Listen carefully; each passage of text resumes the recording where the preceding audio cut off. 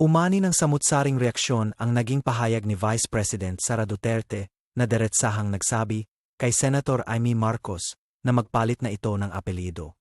Enon gabe ang panat dulo nito? Nagsimula ang lahat sa gitna ng umiinit na tensyon sa pagitan ng kampo ng mga Duterte at Marcos, na dating magkaalyado sa ilalim ng tinaguriang unitim noong eleksyon.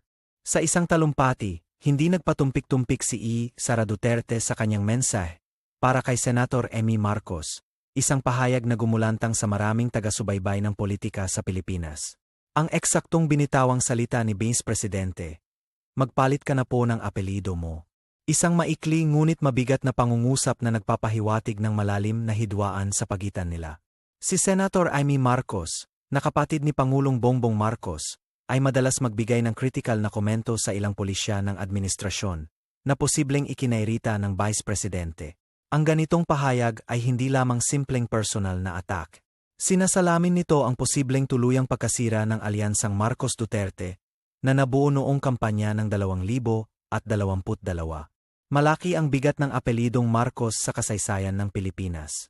Ang mungkahi na palitan nito ay maituturing na isang malaking insulto at pagpapakita ng matinding hindi pagkakasundo.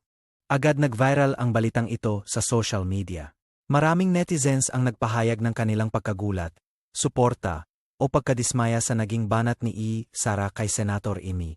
Ayon sa mga political analyst, ang bangayang ito ay maaring senyales ng mas malaking labanan para sa kapangyarihan at impluensya, lalo na papalapit ang mga susunod na eleksyon.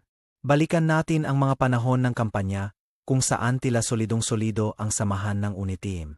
Magkakasama sina Sara at Amy sa mga entablado, nagpapakita ng pagkakaisa. Ngunit ngayon, malayo na ang sitwasyon sa dating larawan ng pagkakaisa.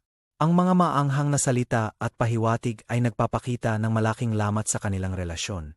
Mula sa panig ni Sara, maaring ito ay pagtatanggol sa administrasyon o pagkadismaya sa mga kritisismo ni Amy na tila sumasalungat sa direksyon ng pamahalaan na kanyang kinabibilangan. Wala pang direktang tugon si Senator Amy sa mismong pahayag ni Sara. Ngunit kilala siya sa pagiging diplomatiko subalit may pahiwatig sa kanyang mga susunod na galaw.